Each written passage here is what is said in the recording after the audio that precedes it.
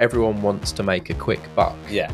It's the Bitcoin, it's the NFT, it's the Airbnb kind of attitude of I can make 3 times by slinging it on Airbnb. Actually, I can make a lot more profit here by doing it this way. But actually, when they start doing it and they end up in situations like that, they don't know how to deal with it. They get themselves in a mess. And that's why it comes back to still having a property professional dealing with your investments. Security we put in place, we have noise detectors on the ceiling. It's perfectly legal. It's illegal to record them speaking. So welcome back to another episode of the Investors Corner today with myself, Mike, and Andy. Joining us is Lisa Nott of the YNOTT brands. I say brands because there's 2, 3, 4, 5 different strings to your bow. But Lisa, today we're going to specifically talk about YNOTT Stays, which is a short stay solution for people down the Airbnb route with a couple of twists on it.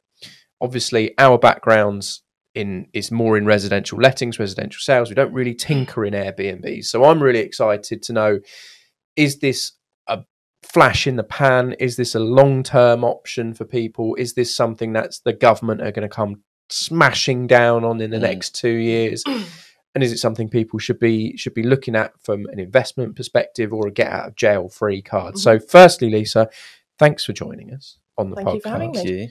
It's great to have another guest on. It's something that a few people have been asking us for over the last few months. And so to match you up with them is really useful. So, Lisa, quick synopsis on what I've just said. YNOTT Stays? What is it and why? Okay, so YNOTT Stays is a short to medium term letting opportunity. It provides the consumer with an opportunity to stay in a property as they would on a long-term let, but for short periods of time. So typically, people who want to stay in a property will sign a long-term contract from a letting perspective and be there for a year. Their alternative is to go onto Airbnb or booking.com, and they'll be paying a nightly rate where they become a guest rather than a tenant. They have the same rights as a guest, which are very different to those of a tenant. Now, the thing is with a nightly rate, obviously the rates are increased, but that's the reason behind that is because you're offering more of a concierge personal service to your stay. It's like staying away on holiday in a hotel. Now, people will be familiar with Airbnb. It's a multi-million-pound business now. The gentleman that founded it only about 7 or 8 years ago, he's now generating 8.8 billion in revenue per year. Done okay out of that. 1.9 of that is profit. So he's doing very well at the age of 41 years old. Good for him. Good for him. Who would have wanted to be an investor? He's got some money to go to a few Airbnbs, hasn't he? Yeah. Absolutely. So it's a big business. It's the fastest growing sector of hospitality. It grew 72% last year. So Airbnbs are in demand.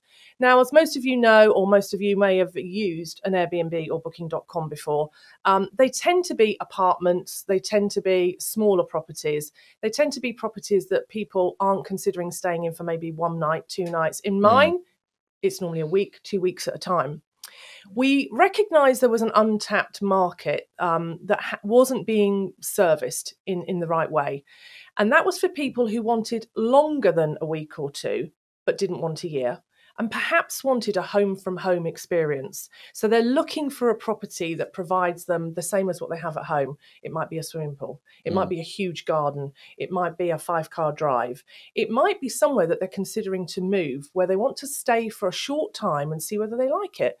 So we started to broker relationships and conversations with concierge companies, relocation companies, people that actually I, in my previous life as an interior designer, had formed relationships with anyway. And I recognised that there were people out there who want a luxury property that probably isn't on Airbnb, and they want the flexibility to stay in it for shorter periods of time than a long-term let. And so we've started to build that environment. We're talking to homeowners who have second properties, investment properties that maybe they live in for part of the year and then they move abroad, and the rest of the time it's standing vacant. It could be generating income for them. It's an asset and they can profit from that property. So we're starting to bring those people together with the properties, with those that want to stay in them. And the people that want to stay in them, and there's again a massive demand, are people who are relocating to the areas maybe for their job, They're living abroad. We've got a lot of inquiries at the moment from people from Dubai and the States.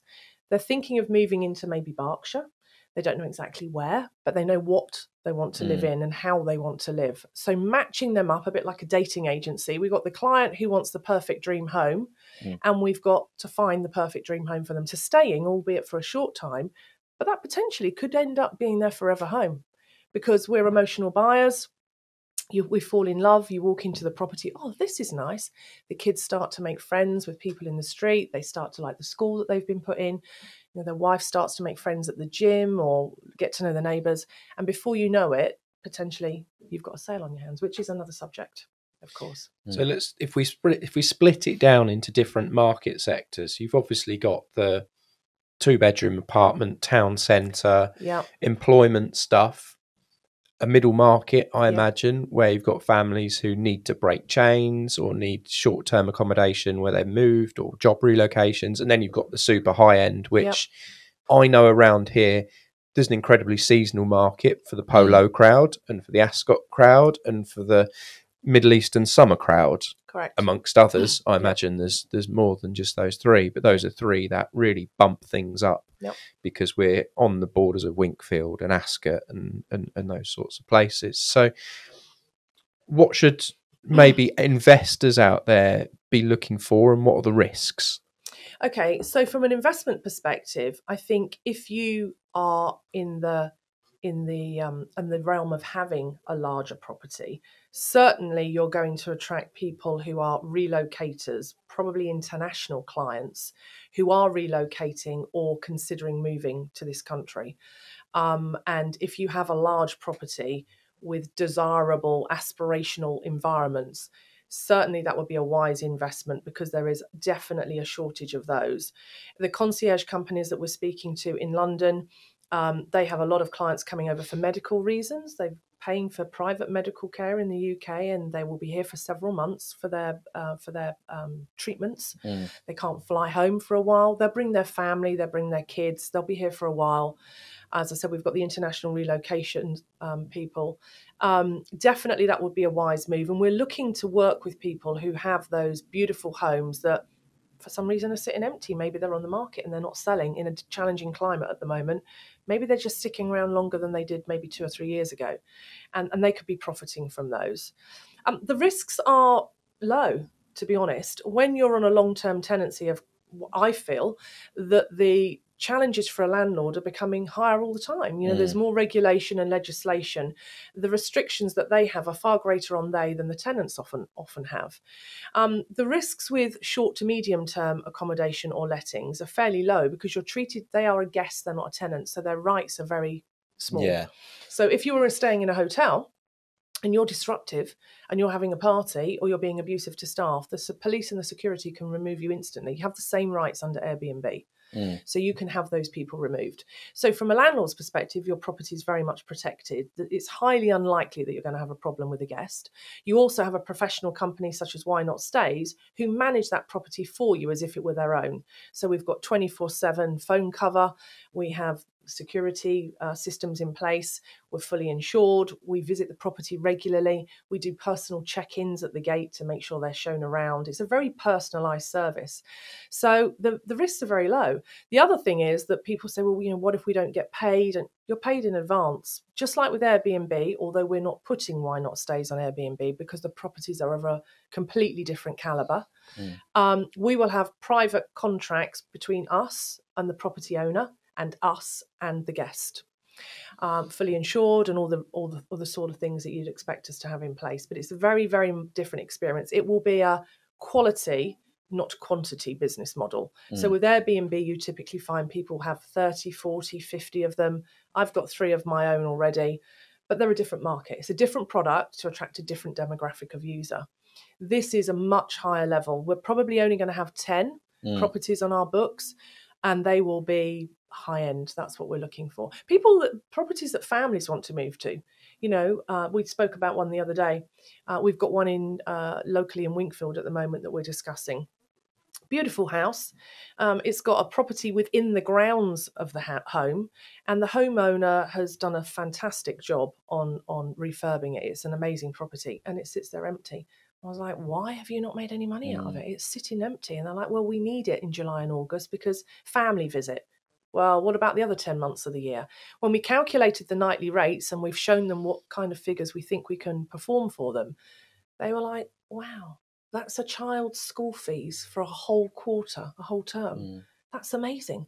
So yeah, it addresses lots of problems, as long as what we were saying with agents as well. And the sort of model is completely hands-off approach from that owner of the property, isn't it? It's like you said, it's Absolutely. low risk compared to a normal Yep. rental of a property where you've got all of these regulations in place and people get scared and sort of worried about what they've potentially got to do and what they're potentially liable for. Yep. But with this sort of investment route, you look after everything. Yep. They just give you the property and say, yep, here we you go, qualify do all everything. the guests, contract with all the guests. We have our own in-house maintenance team. We have YNOTT installations, which do all the maintenance and repairs on all the properties.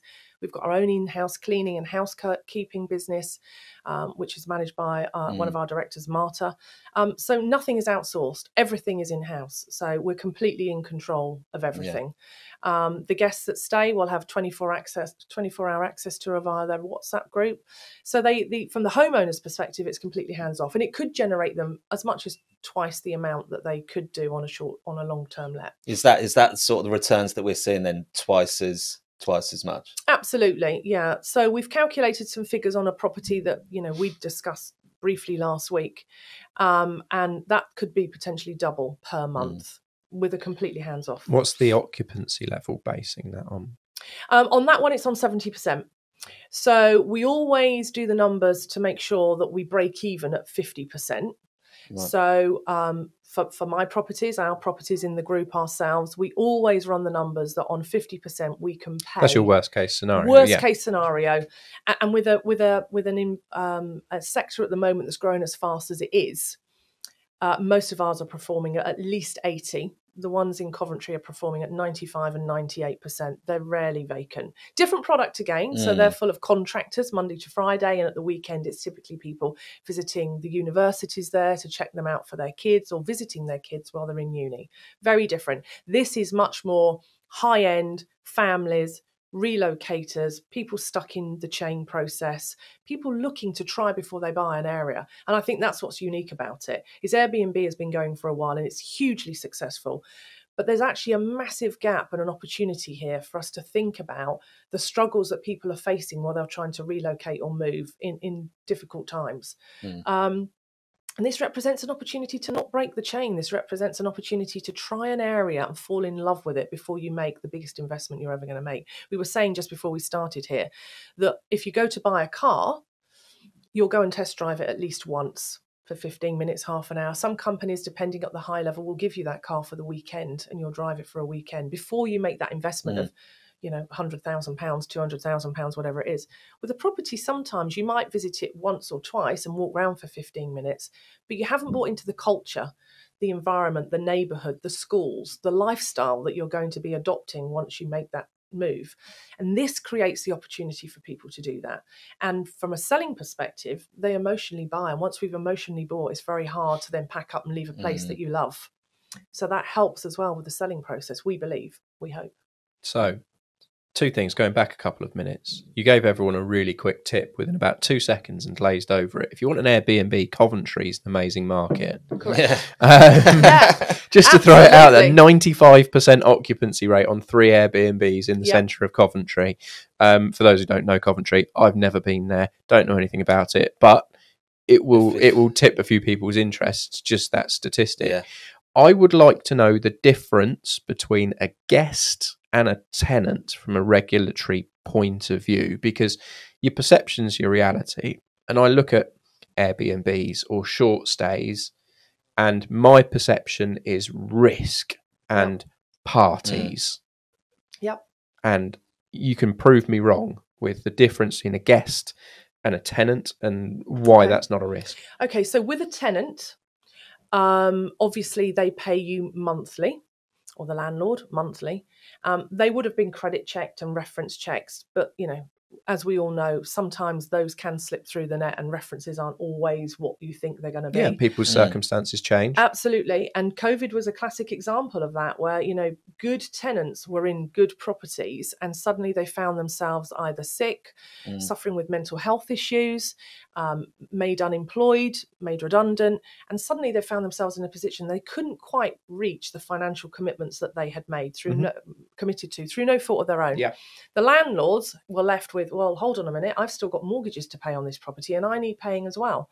My brother-in-law owns multiple properties and he fell victim to this quite a lot during COVID, in that I need to be a nice guy, right? I can't ask these people to leave, but equally I've got bills to pay and I'm not earning any money. Occasionally we know it goes beyond that, and there's all sorts of things about getting people to leave your property if they're not paying, and it sometimes gets messy. And the rights are very much in favour of the tenant, and you have all these new restrictions now about how quickly you can put up the rents, by how much you can put up their rents, how much notice you have to give them, etc., etc., etc.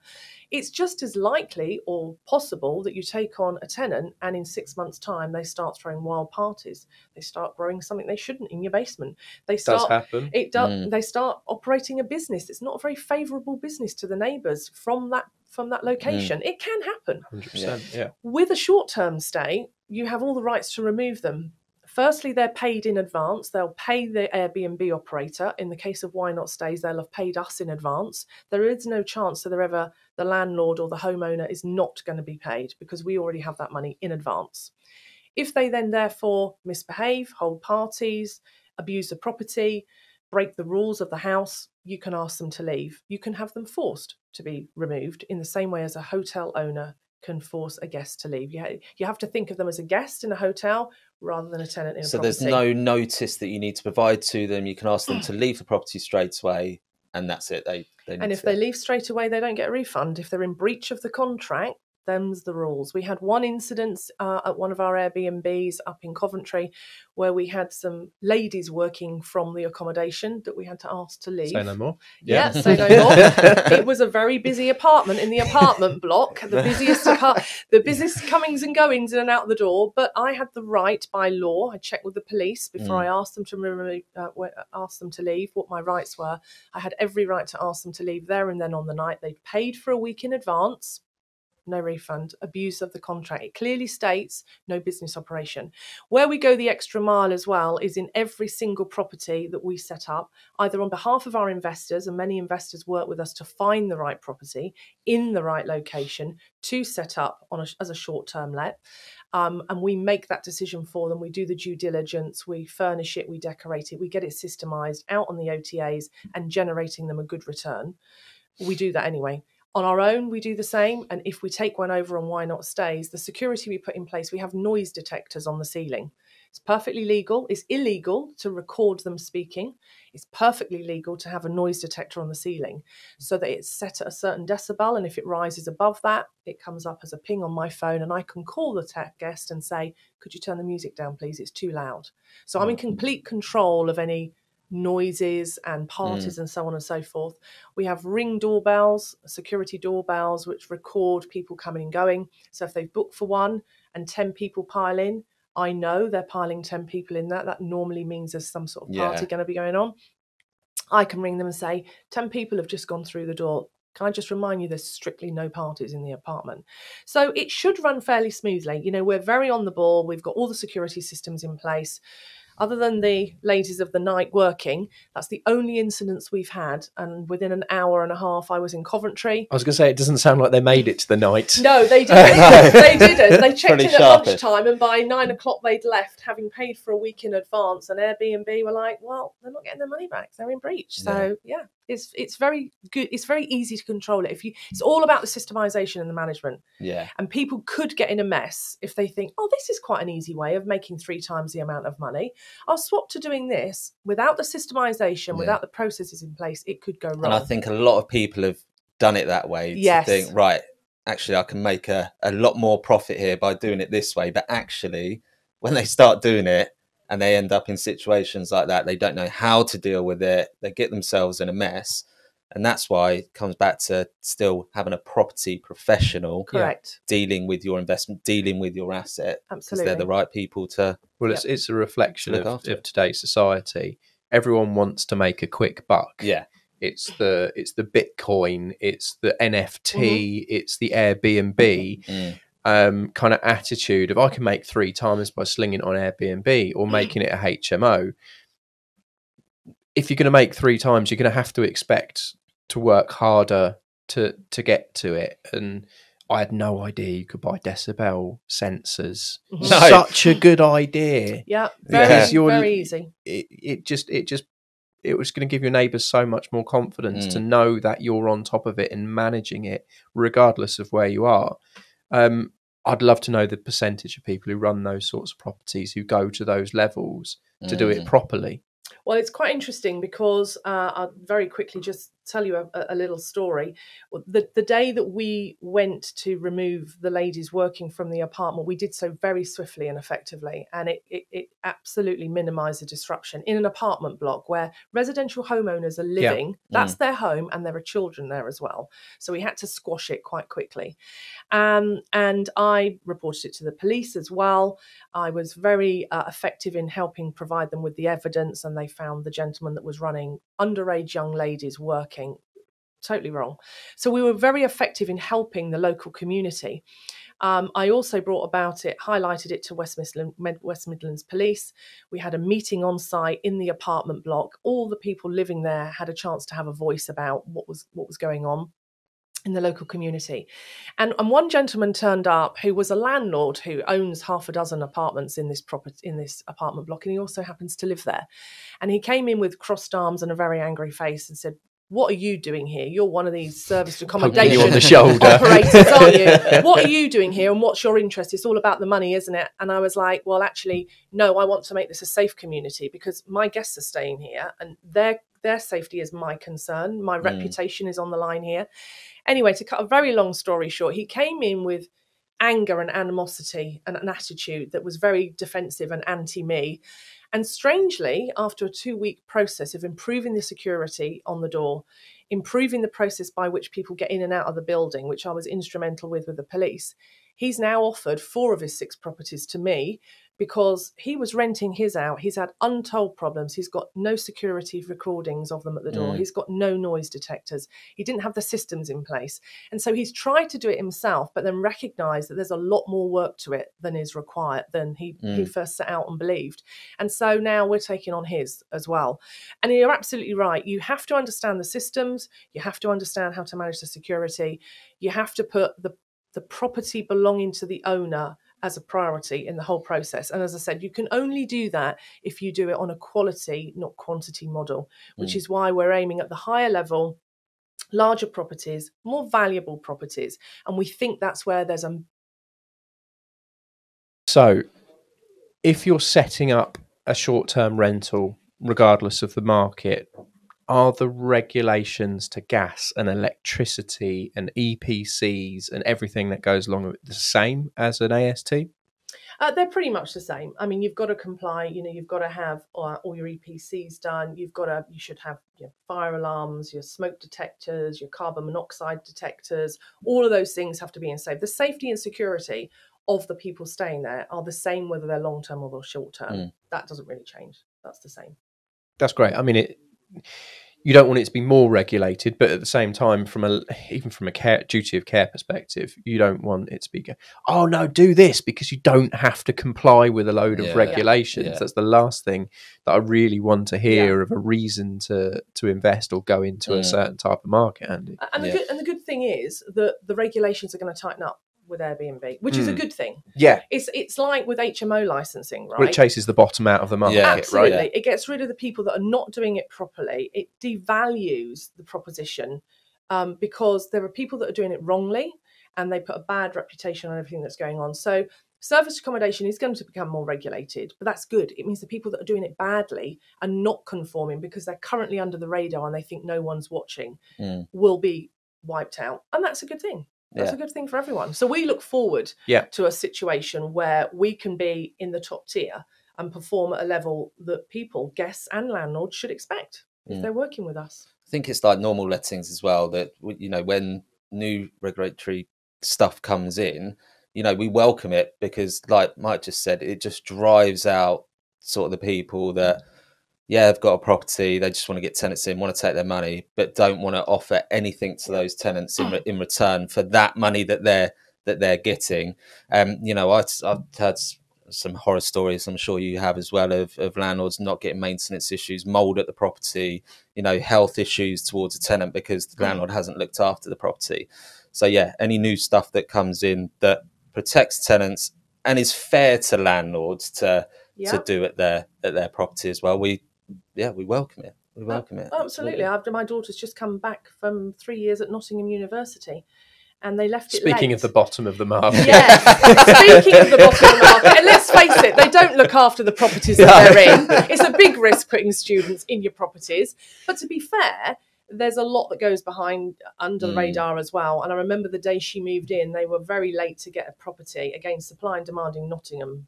Great area if you can get some properties there. I'd love an Airbnb, a serviced accommodation in Nottingham. As a parent, every time I went up there, all the hotels in the city centre would be fully booked. And so I'd stay quite a long way out in order to visit her. So having some Airbnbs in the centre of Nottingham would be really good. High quality boutique style would be amazing. But anyway, she moved into her property, and a 4-story house, 6 girls moving in. The basement bathroom, I kid you not, had weeds and trees growing through the side wall. They had water on the floor with slugs on the bathroom floor. They also had not a single fire door in the entire 4-story building. Wow, on a 4-story house. On a 4-story house, and I was ringing the agent that's managing the property for the landlord and said, this is totally against the law. I am not allowing my daughter to stay in a house where there's not a single fire door. And by the way, she doesn't really want to get out of the shower and have a slug on her foot either, just by the by. But yeah, it's atrocious what you know, what's happening out there. And it's good to be regulated. Yeah, I think so. So another thing that I just want to touch on then. So we were speaking before about when you go to buy a new car and you test drive it. Yes. And you fall in love with it. You get a feeling for it. That's car. So your thing that you've got is sort of a try before you buy on a property. Yep. Which is exactly effective that if you were going to buy a new car, it's exactly the same thing. You try it before you buy it. So talk to me more about that and how that works. In what cases would you potentially use that? Because it's something new that I've heard recently from yourself.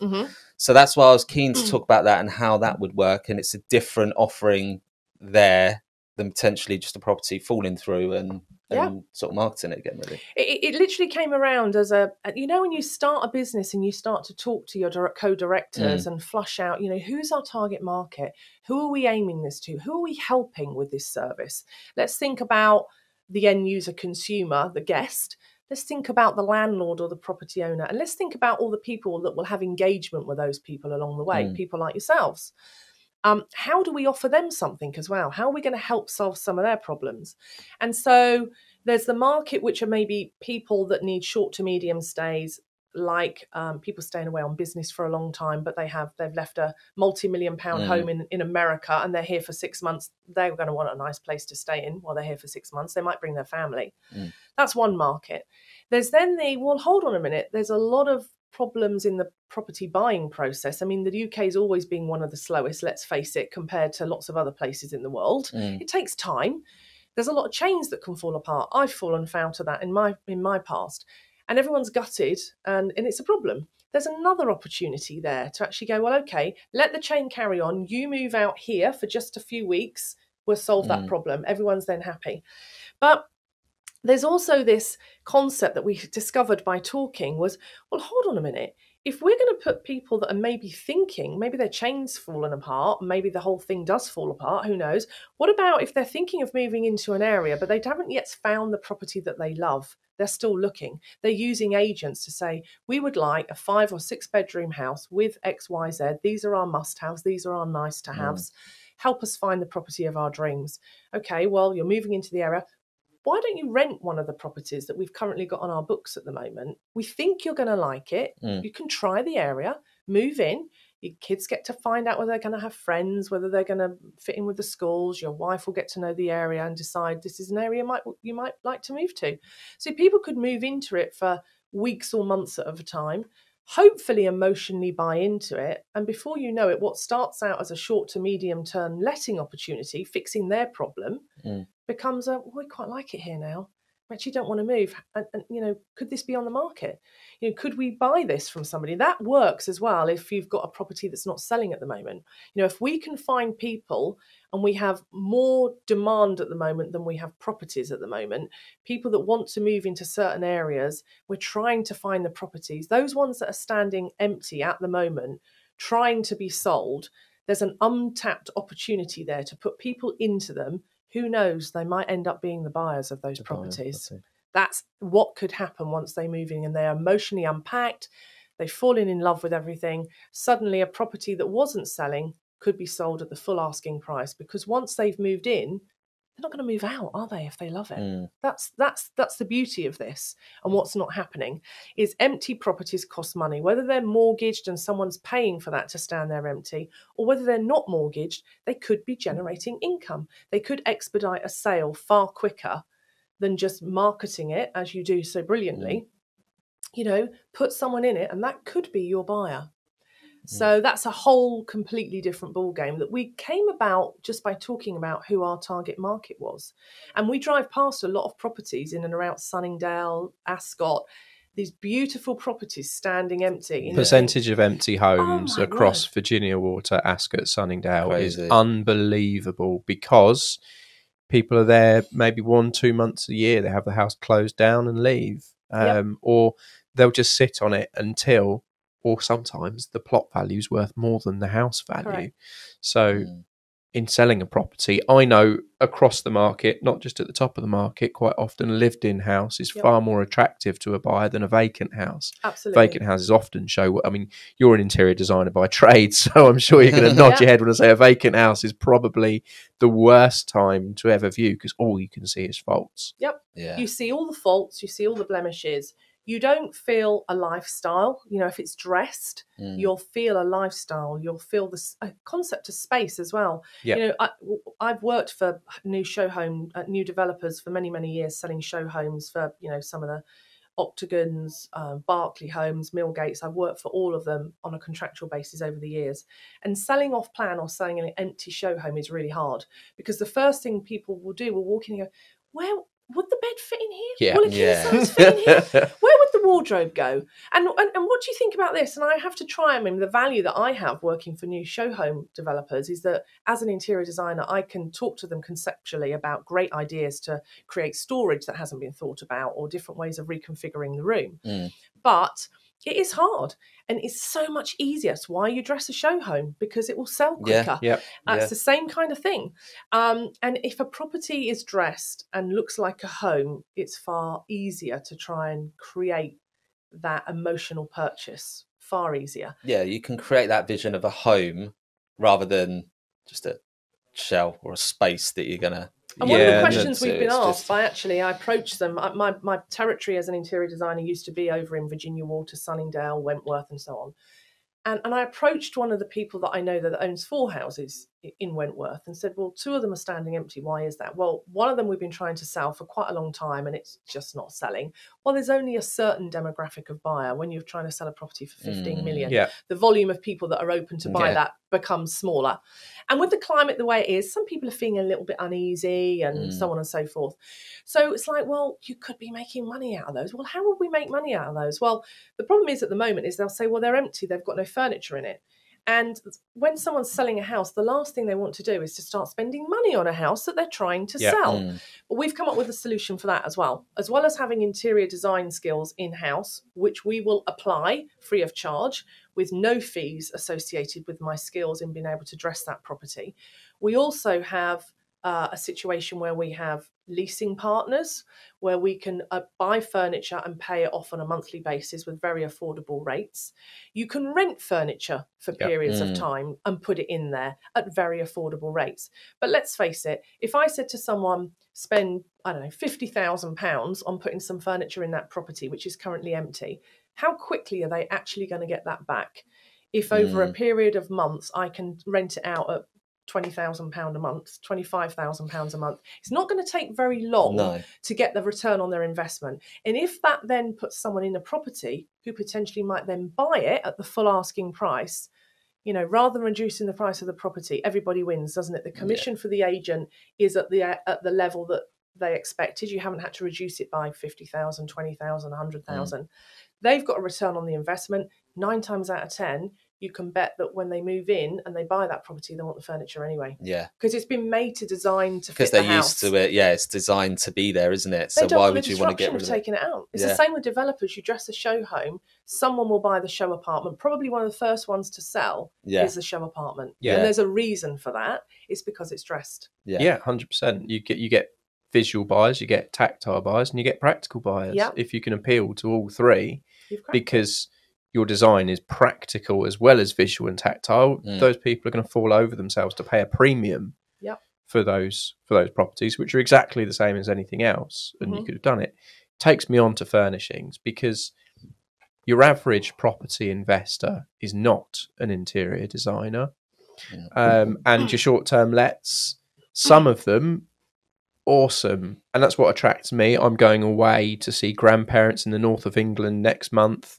I'm paying £120 a night to stay in a terraced house, which I know I could probably buy for 120 grand. But why don't you try before you buy? Well, offer coming in shortly. But I know it's a low priced part of a low priced town where my grandparents live, but I'm willing to pay that premium to stay there because my family will be happy. We're taking the dog up there, so a hotel's totally impractical, so it just makes sense. So there's obviously a massive premium. But how do people get to furnishing it that way? Well, they could ask for help. That's exactly what I do as part of a different property proposition, that I have different property business that I have. So people can ask for that help. So when I work with investors, and it can be from as little as sort of £10,000 to £12,000, we're finding serviced accommodation units that they can set up for serviced accommodation use. And they look at it and say, well, it's an empty shell. There's nothing in it. How do I furnish it? Now, most landlords or investors will go to IKEA and fill a van full of flat pack. I was waiting for IKEA to be dropped in. They'll go to IKEA and they'll spend a whole weekend effing and blinding while they put it all together and banging their thumbs and so on and so forth. And they put it together and they put it in. And, you know, it will last for a period of time, but sometimes buying cheap will cost you dear and you'll replace it several times over. But it doesn't have that. It doesn't have the creativity. It doesn't have the look. It's practical, but it's not necessarily durable, and it's certainly not aspirational. Yes. So what we do is to try and make the apartments and the properties that we have fit in with the culture of the environment. So in a city centre, we'll try and make it sort of a biolific look, lots of plants, lots of wood, lots of greenery, make it feel like you're in some outdoor space. We've done 2 in the last month. One of them was in Coventry. You're in a concrete city, but inside the apartment, it feels like you're in a woodland. There's lots of, oak on the wall, green paints, lots of plants. It's been made to feel like you're in a country escape. It's a completely diverse feel from what you see outside. The one we did last weekend in Manchester, just in Salford, again, the view from the window is amazing. You're looking over Man United football ground, Salford Quays. You've got the water right in front of you. It's all lit up at night. Amazing. But it was white walls, wood floor, everything sterile, cold. We've turned it into a bit of a funky, crazy bear kind of look. So it's a bit of a funky metropolis in the middle of a city centre. And when I spoke to the management where the maintenance company that are taking over maintaining that property for me in Manchester, and the cleaning company that are taking over the cleaning of that property for me in Manchester on Monday, they both went to view it and said, wow, this looks so different from any property that we're currently maintaining or cleaning. And that's the thing, as you've quite rightly said, Mike, we as human beings are visual buyers. If you're on a dating app, I've been there, you swipe left with all the ones that are of no interest to you. We buy with our eyes first. Then you look at, Location, do they have any kids? What do they do for a living? Do they like traveling? You look for all the detail. It's the same when you look for a property. You'll look at the property picture first, and then you'll work out whether it's got parking, whether they're going to take the dog, how far is it from the park for the kids, how far is it from the beach, all those sorts of practical things. But first, it's with your eyes, and getting it to pop out and stand out in the market is key. Understanding who the demographic buyer or user is key. How does that person want to live? Are they a professional football player? What might they want in that apartment? Is gym facilities on site important to them? Probably yes. Yeah. Private parking for their Aston Martin underground, going to be critical. They're not going to put it in an NCP car park. No. All these things you've got to think about and dress it accordingly. It's quite key. And that's the value of what we bring. Because we do interior design, we can do the furnishings, we can do the decorations, we can do the cleaning, we can do the housekeeping, we can do the maintenance. It's all wrapped up in one business. So, yeah, everything's taken care of. So we've been through quite a lot. We've been through what is an Airbnb or a short let. We've been through what is a guest and not a tenant. What are the marketing risks? What are your risks in opposed to doing this as a normal AST or non-housing act agreement for the higher end? How do we go and furnish it? And why would you do it? Is it a chain breaker? Is it an investment? Is it an empty property? And is it a try before you buy? So, Lisa, we really, really appreciate you coming in. As ever, your contact details will be on the show notes on YouTube or Apple or Spotify, wherever you're catching up on this, or even on our social media. If anyone wants to get in contact with Lisa over potentially investing in this, where they've got an empty property and this highlights something that they should be doing that they're not doing, please do. As ever, Lisa, thanks so much for joining us. Guys. It's been really enjoyable, and we'll catch up next week. Thank you, guys. Why have we made the Investors Corner podcast, Ian? I think online at the moment there is just way too much noise, waffle and nonsense. Everyone's got an agenda. So the goal was to make a podcast for people that want to invest money in property or other areas where there's no waffle, there's no nonsense, there's no agenda. It's opinion led, but it's an honest opinion. And it might not be the right answer, but we're going to share it.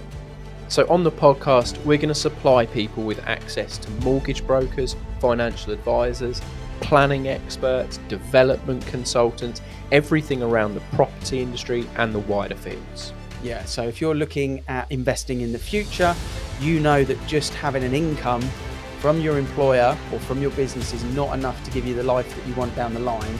We're going to hopefully give you some of those answers that will give you the solutions you need for the future. So please hit the subscribe button. The more subscribers we get, the better guests that we can get on and the more people that we can reach. So hit subscribe.